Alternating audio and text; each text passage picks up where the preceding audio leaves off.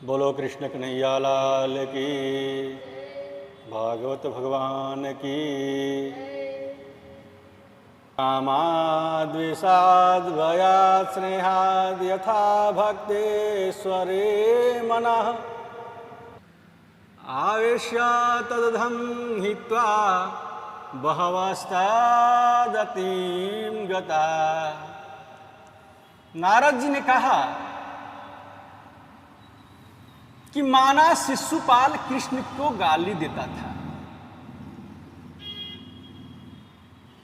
लेकिन गाली देते समय कृष्ण का चिंतन तो करता था। गाली देते समय भी उसकी आंखों के सामने कृष्ण की झांकी घूमती ही रहती थी।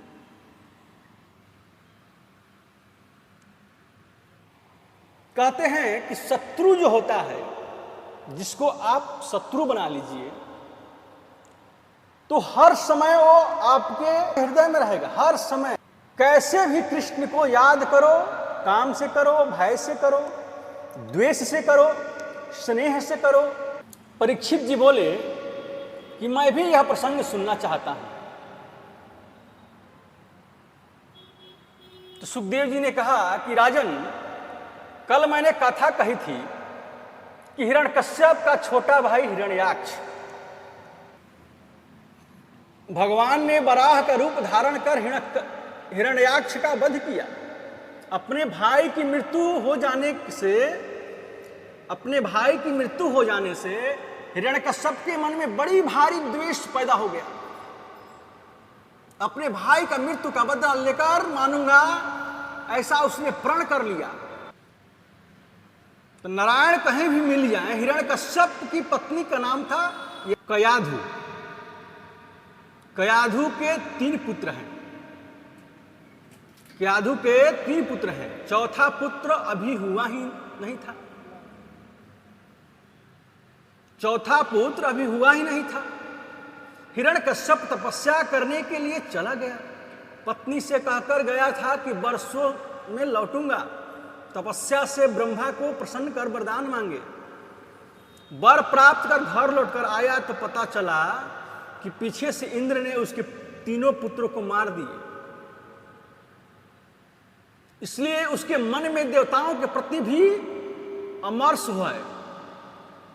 भगवान के प्रति बड़ा द्वेष है। लेकिन प्रहलाद के जीवन की क्या कहें। गोविंद से मिलने की लगन जिसे लग जाए, उसे संसार में कुछ भी अच्छा नहीं लगता है।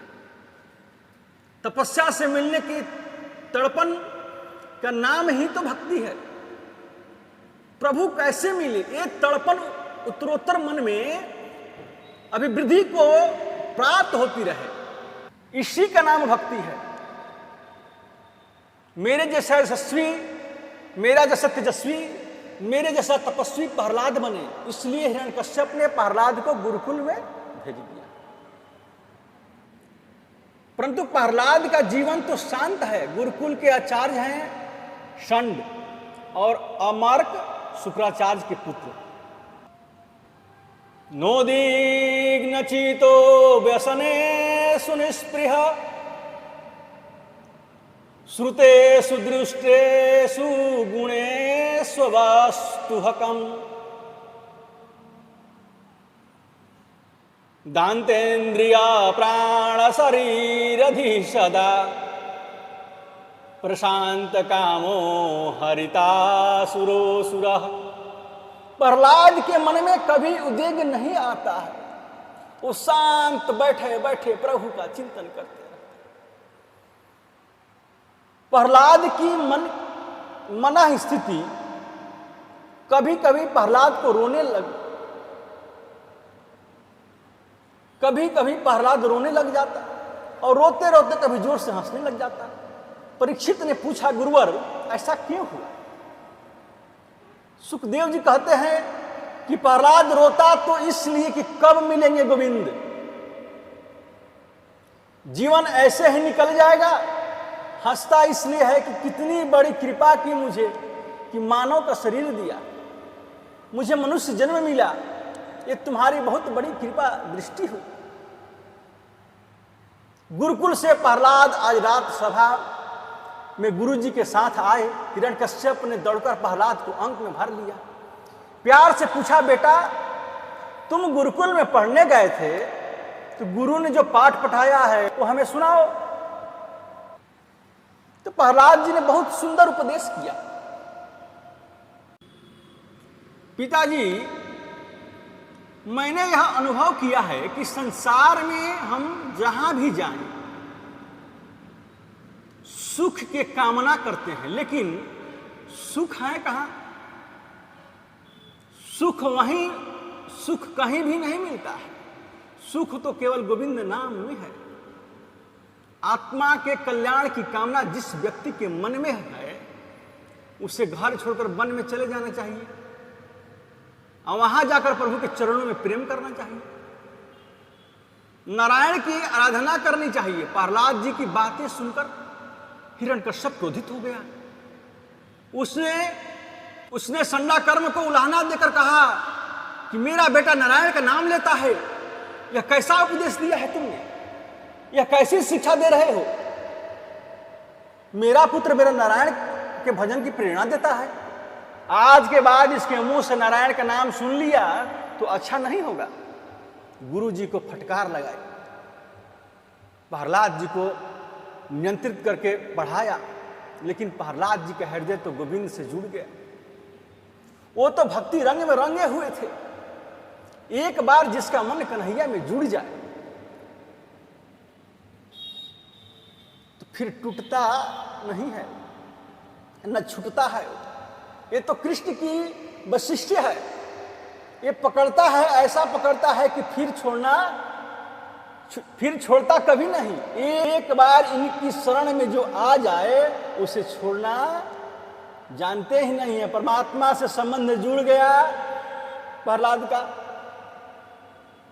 और हिरण्यकश्यप ने आज फिर प्रहलाद के अंक में भरकर बड़े स्नेह से पूछा कि बेटा जो सुंदर शिक्षा तुमने पाई वो मुझे सुनाओ, तुमने क्या पढ़ा है?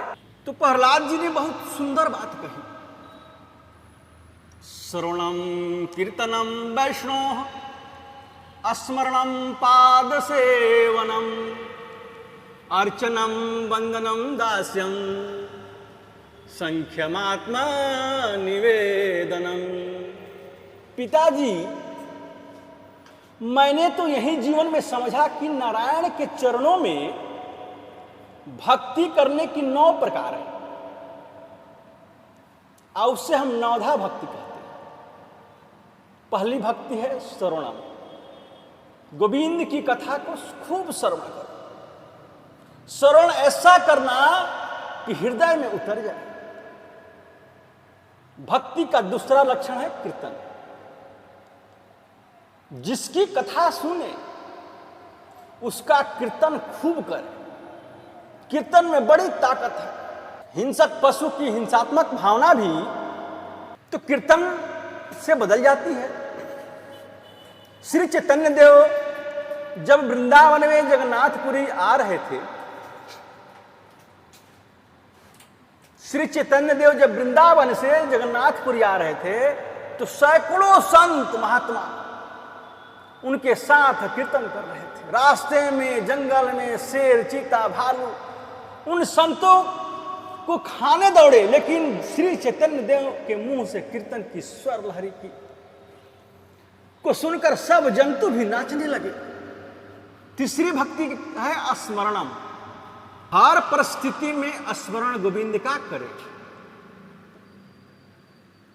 हर चल रहे हैं फिर भी स्मरण कर रहे हैं, बैठे हैं तो स्मरण कर रहे हैं, खाना खा रहे हैं स्मरण कर रहे हैं। जहां भी हो जिस परिस्थिति में हो भगवान का स्मरण करते रहना चाहिए।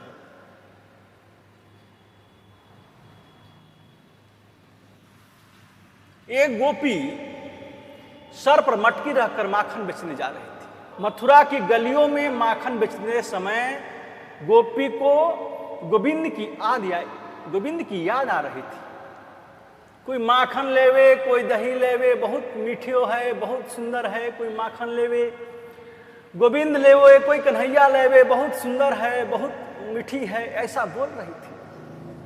उसे ध्यान आया तो बोली कि मैं माखन बेच रही हूं कि कन्हैया को बेच रही हूं, प्रत्येक अवस्था में उसी की याद बनी रहे।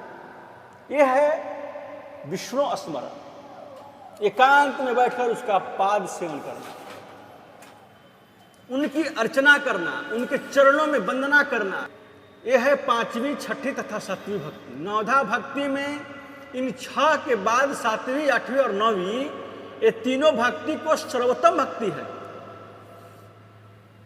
7वीं भक्ति है दास, नारायण का दास बन जाओ।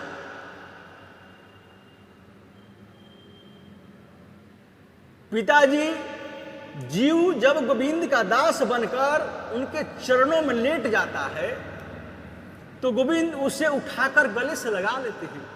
ये शंख भक्ति होती है। अंतिम भक्ति है आत्मनिवेदनम, अपना सब कुछ प्रभु को समर्पित कर देना। अपना जो कुछ भी है वो सब प्रभु को समर्पित कर देना। यह है दास निवेदन।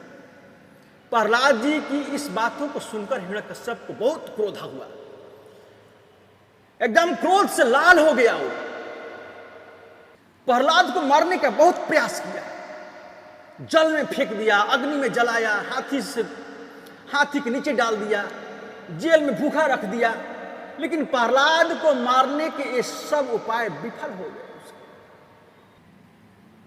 आज प्रहलाद जी को फिर विद्यालय भेज दिया।